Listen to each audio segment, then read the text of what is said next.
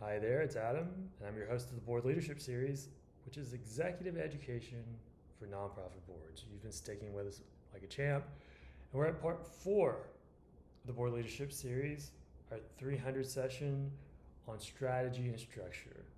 Think of it like the season finale of this chapter. And we're going to talk about something that every board member can do and that most organizations undervalue: stewardship. Now, we've already talked about this back in the donor cycle, but today we're going to go deeper into this because this is really important. Stewardship, I think, is where a board member can make the biggest difference.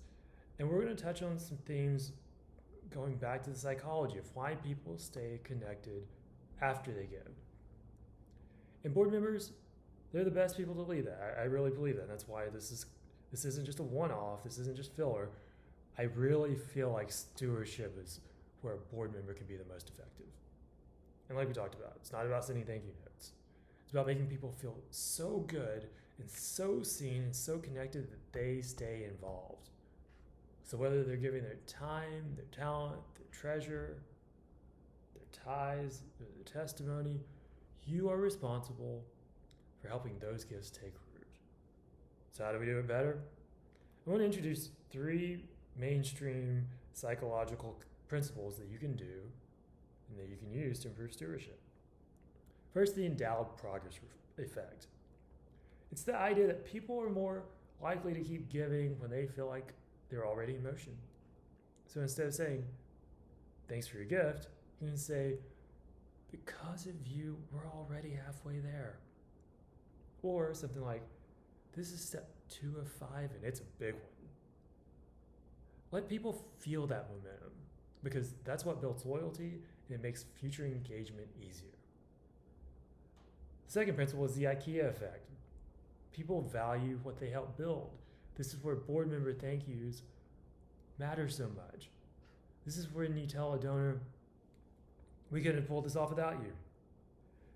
In this scenario, they don't feel just appreciated, they feel invested. And even a small act of involvement, like asking for feedback or inviting them to an event, it makes them feel ownership of it, not an obligation. And the third psychological trick to remember in terms of stewardship is the peak end rule. Because people tend to remember 2 things: the most intense moment and the ending. So how are you ending your donor experiences? Are you making that email follow-up after an event? Are you making that call after you send a thank you letter? Are you sharing a photo or a story 3 months later that shows what changed? Remember, make the last moment emotional and affirming and not transactional, because that's what sticks. That's what brings them back. So overall, here's how you steward well. Use gratitude not just as manners, but as a mechanism. Celebrate what people have already done, help them build the story, and always end with a moment worth remembering. That's the psychology of stewardship. And that's the difference that board members can make, not as peers, not just as staff members. This is going to wrap up Board Leadership Series 300 before we talk about strategy and structure.